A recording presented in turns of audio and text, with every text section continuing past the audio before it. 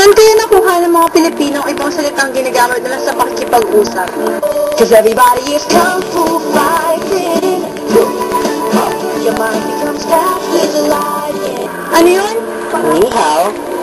Ganun ba? Saan lalawigan ka nagmula? Hindi ako dito galing. Galing ako China. Naligaw ako dito. Talaga? Naku, tamang-tama. Pwede ba magtanong? O sige, ano ba yun? Sa inyo ba nagmula ang wikang Filipino? Ha? Hindi ah. Meron lamang kami na imbag ng mga salita sa Pilipino. Katulad ng ate, bakya, ingkong, ginto, bantay, at iba pa. Marami eh. Mahirap pa isa-isahin. nakakatuwa naman si Po. Master, ano? Sino ka naman? Ako si Hakim. Saan ka naman ang galing? Taga-India ako. Hindi, no? Ganito, sa inyo ba nagmula ang wikang Filipino? Naku, hindi. Pero may mga salita sa Pilipino na nagmula sa amin.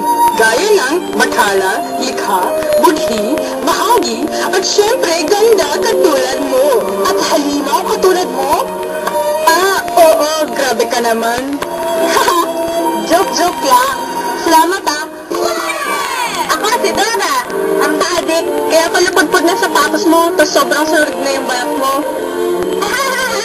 Parang ganun na nga. Siya nga pala, may tanong ako. Sa mga Kastila ba nanggaling ang wikang Filipino? Hindi naman.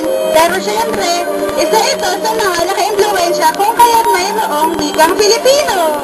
Ang ilan sa mga halimbawa na mga Kastilang salita na nakuha nyo ay sombrero, kamiseto, pantalon, amerikano, medyas, koleyo, universidad, santo, selyo, at iba pa.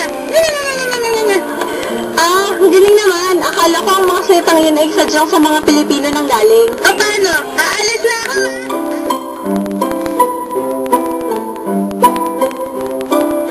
Teka mga miss, naliligaw din yata kayo ah. Don't move!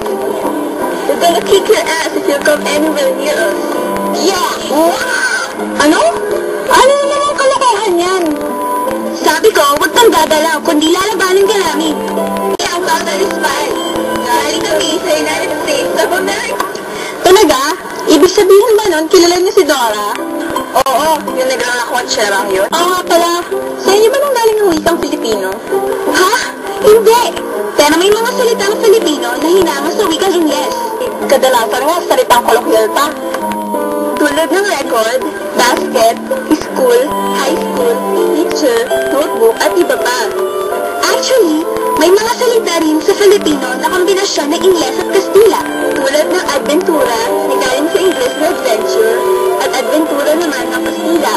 Office at opisina, eskwelahan at school, asupre at sulmore, at marami pang iba. Ba't kaya nila hinahanap si Dora? Siguro makisipag-bonding sila dun.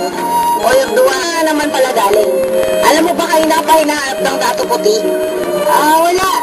Naglalakad-lakad lang. Naiinip kasi ako eh. Oo nga pala, alam mo ba ang dami kong natutunan ngayon? Tulad ng hindi pala lahat ng sinasalita natin sa wikang Filipino ay nagmula sa atin. Ang karamihan dito ay hiram lamang o pinagbasihan lamang upang makabuo ng ibang salita na alam natin ngayon.